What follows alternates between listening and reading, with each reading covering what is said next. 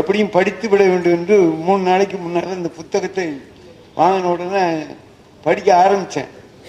ஆனாலும் பல வேலைகள் நெருக்கடி, அவங்க சொன்ன மாதிரி அதை ஆழமான கருத்து, அந்த வாக்கியங்கள் அமைப்பு இதெல்லாம் அதை என்னால் அப்படி நான் அந்த விமர்சனத்தை வைக்க விரும்பலை. ஆழமாக அதை எழுதும்போது சில வாசகங்கள் அப்படி எழுத வேண்டிய அவசியம் இருக்குது அப்படிங்கிற மாதிரி நான் கருதுறேன். அதனால் அதை வாசிக்கிறது. அப்புறம் வரும்போது சரி நம்ம எதுக்கும் படிச்சிடுவோங்கிறதுக்காக படித்தேன்.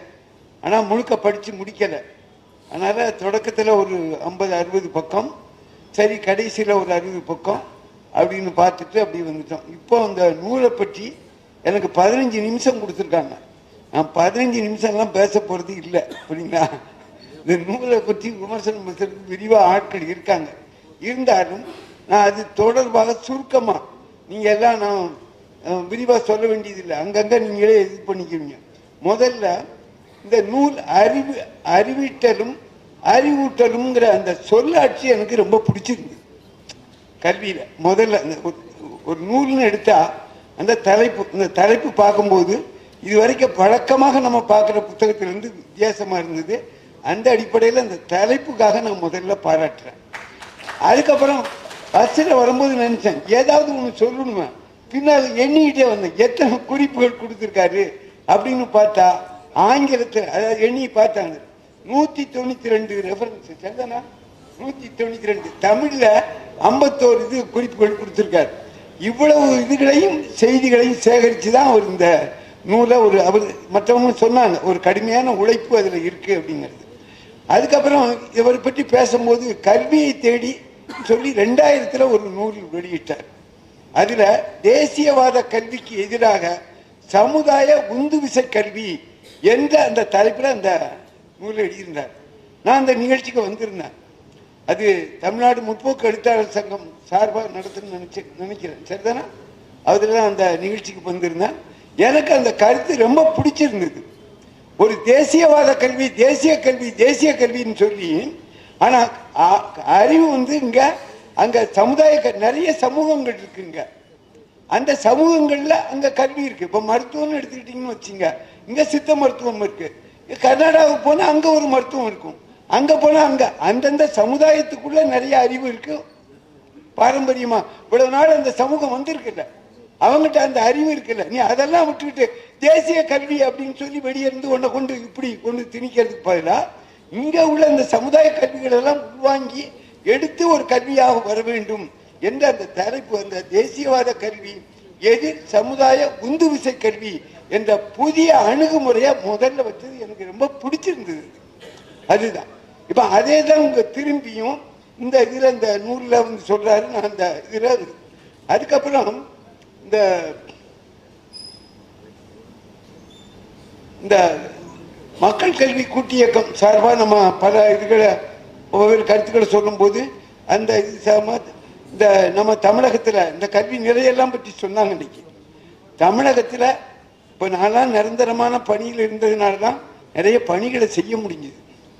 இந்த மக்கள் கல்வி கூட்டு இயக்கம் இவர் சிவகுமார் அவங்கெல்லாம் இருந்து அந்த அமைப்பு மதுரையில் ஒரு மாநாடு நடத்தினாங்க. அந்த மாநாட்டுக்கு போயிருந்தேன்.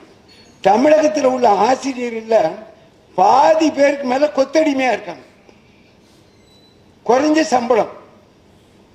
அது பள்ளி ஆசிரியர்களாக இருந்தாலும் சரி, இந்த ஆசிரியர்களாக இருந்தாலும் சரி. இப்படிப்பட்ட ஒரு நிலை இருந்தா அந்த நாட்டில் கல்வி உருப்பிடுமா இல்லை உருப்படியா இருக்குமாங்கிறது தான் முதல் கேள்வி.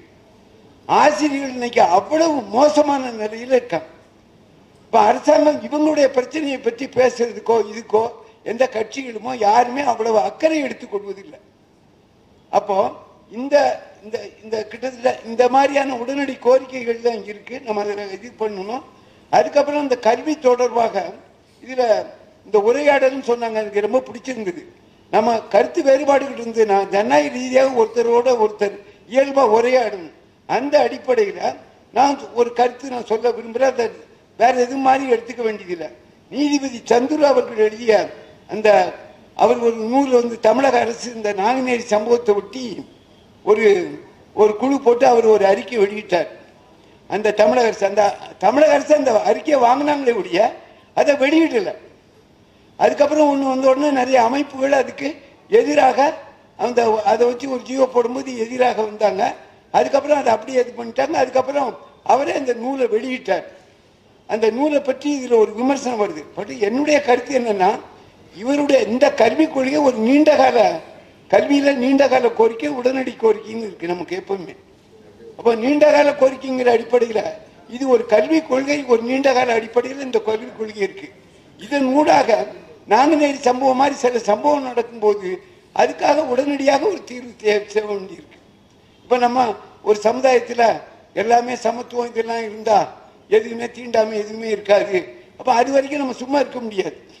இப்போ நான் பழங்குடியினர் பாதுகாப்பு வச்சுருக்கேன். எவனாச்சும் தப்புதுன்னா SC ST சட்டத்தில் அவங்க அரெஸ்ட் பண்ணி உள்ள தூக்கி வையாங்கிற.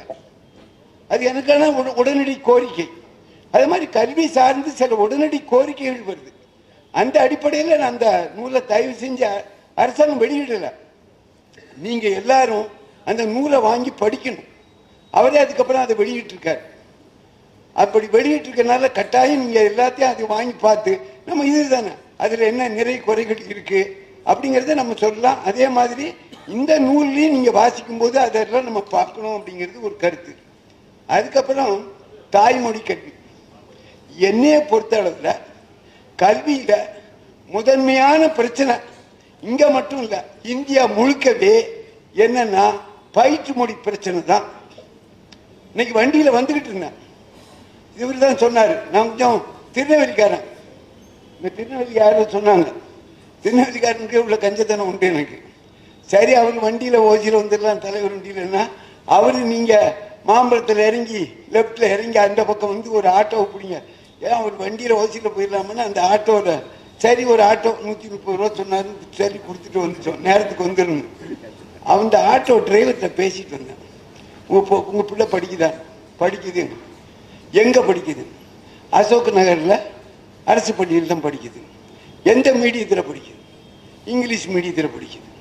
அப்ப அதுக்கு முன்னால எங்க படிச்சுது? 8வது வரைக்கும் ஒரு மெட்ரிகுலேஷன் ஸ்கூல்ல படிச்சது. அதுக்கப்புறம் இங்க கொண்டு சேர்த்து வச்சிருக்கேன். ஏனென்றால் இன்னைக்கு யாருக்கால காசு கொடுக்க முடியாதோ அவர்கள் மட்டுமே தாய்மொழியில் படிக்கிறாங்க, தமிழ்ல படிக்கிறாங்க. அதான் இன்னைக்கு நிலைமை. இந்த அறிவூட்டல் இந்த இருக்குல்ல, அறிவீட்டல் அறிவூட்டல், இந்த நிகழ்ச்சி சரியாக நடக்க வேண்டுமானால், ஒரு உரையாடல் சரியாக நடக்க வேண்டுமானால், நான் என்னுடைய கேள்வி நான் கேட்கிறேன், உரையாடல் சரியாக நடக்க வேண்டுமானால் அது எந்த இதுல? நான் இப்ப இங்கிலீஷ்ல பேசினா நான் இங்கிலீஷே சரியா பேச தெரியாது, புரியுங்களா? ஏன்னா பிசிக்ஸ்ல ஒரு இங்கிலீஷ்ல நியூட்டன்ஸ்ல அது to every action there is an equal and opposite action சொல்லுவோம், அவ்வளவுதான். அதுக்கு போய் எனக்கு ஒன்றும் பெரிய இங்கிலீஷ்ல பெரிய நாலேஜ் உள்ளவங்க. ஒரு நல்ல உரையாடுவதற்கு யார் எந்த மொழி சரியாக இருக்கும்? அது தாய்மொழி தானே சரியா இருக்கும். இந்த கற்பித்தல் கற்றல் அப்படிங்கிற நிகழ்ச்சி இடையில நடக்கும்னா எந்த மொழி இருந்தா சரியா இருக்கும்? அரசு பள்ளி, அரசு உதவி பெறும் பள்ளி எல்லாத்திலையுமே எங்க பாண்டிச்சேரியில தமிழ் வழி கல்வியே கிடையாது. சென்னையில தமிழ் வழி கல்வியில பிள்ளைகளை படிக்க வைக்கணும், தேடி தேடி நீங்க பள்ளிக்கூடத்தை தேடிக்கிட்டு போகணும். இந்த நிலை இருக்கு, யதார்த்தமா அங்க இருக்கு. இதை நம்ம அதாவது அப்படி படிச்சா நான் அதுக்காக தான் தாய் தமிழ் பள்ளின்னு ஒரு பள்ளி வச்சு நடத்துறது எதுக்கோ தமிழ் மொழி பற்றுக்காக நான் அதை நடத்துறேன். தமிழ் மொழி பற்று இருக்கு, தாய்மொழி பற்று இருக்கு, அது வேற விஷயம். ஆனால் தாய்மொழியில் தான் சரியான கல்வியை கொடுக்க முடியும், தரமான கல்வியை கொடுக்க முடியும். அசைக்க முடியாது, கொஞ்சம் கொஞ்சம் இல்லை. இப்ப நான் கடவுள் இல்லைன்னு சொல்லுவேன், நாத்தியன்னா கடவுள் இல்லை கொஞ்சம் அதெல்லாம் ஒண்ணு இல்லையா, சுத்தமா கிடையாது. பொருளை ஆக்கவோ அடிக்கவோ என்ன matter can neither be created நார் பி டெஸ்ட்ராய்ட். போ, அப்போ கடவுள் எங்க இருந்து வருவாரு? அது மாதிரி தான் கல்வியை கற்றுக் கொடுக்கணும்னா அது தாய்மொழியில தான் கற்றுக்கணும். தாய்மொழி மொழி படிச்சுங்க, ஆங்கிலம் படிச்சுங்க, அது படிச்சுங்க, அதுங்க. அப்ப நம்மகிட்ட ஒரு ஆங்கில மோகம் இருக்கு. பண்பாட்டு ரீதியாக மாவோ சொல்வார், அரசியல் மாற்றத்தை எளிதாக கொண்டு வந்துடலாம்யா, பண்பாட்டு ரீதியாக மாற்றத்தை கொண்டு வர முடியாது.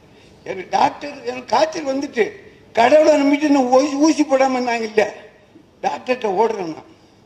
ஆனா ஒரு பிள்ளையார் கோயில் அங்கே பார்த்துட்டு நான் அப்படி ஒரு தேங்காய் உடைச்சிட்டு, அது அந்த பழக்க தோசை நிறைய பேர் அதை சொன்னாங்க, புரியுங்களா?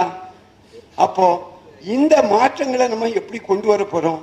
கல்வியில அது வரும்போதுதான் இந்த தரமான கல்வி வரும்.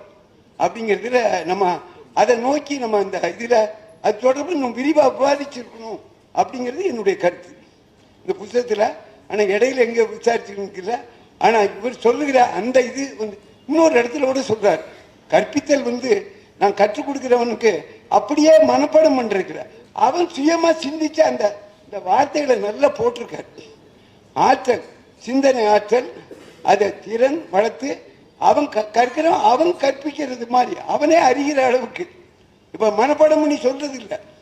பாடத்தை நான் நியூட்டன் விதியை சொல்லி கொடுத்தேன்னா அவன் இந்த கருத்தாக்கத்தை உள்வாங்கணும்ல, அப்பதானே அவன் புதுசா படைக்க முடியும். அந்த இதுல நம்ம வந்து கூடுதலாக இங்க வந்திருக்க இடத்துல இந்த இடத்துல என்னுடைய அந்த கருத்தையும் நான் தெரிவிச்சுக்கிறேன். அதனால எல்லாரும் இந்த புத்தகத்தை வாங்கி படிக்கணும். அதில் உள்ள கருத்துக்கள் எல்லாம் திரும்ப ஒரு 2 பேர் 3 பேர் இருந்து 4 பேர் இருந்து நான் கூட திண்டிவனத்தில் கொஞ்சம் ஒரு 10-20 பேர் புத்தகத்தை படிச்சுட்டு ஐயாவையும் வரவழைச்சி விவாதிக்கணும். அப்படி இப்போ ஒரு உரையாடல் இருந்தால் தான் அந்த புத்தகத்தை நம்ம நல்லா உள்வாங்க முடியும். அதை மாதிரி எல்லாருக்கும் அந்த கடமை இருக்கு. ஏதோ அவருக்கு உள்ள கடமை, நம்ம எல்லாரும் அதை சேர்ந்தாதான் கல்வியை மாற்ற முடியும். அரசாங்கத்தில் இருந்து நம்ம எதிராக நம்ம ஒரு கோரிக்கை வைக்கும்போது இந்த கோரிக்கை உடனடியாக அந்த கோரிக்கைகள் எல்லாம் வைக்க வேண்டிய அவசியம் இருக்கு என்று கூறி வாய்ப்படுத்தி நன்றி தெரிவித்து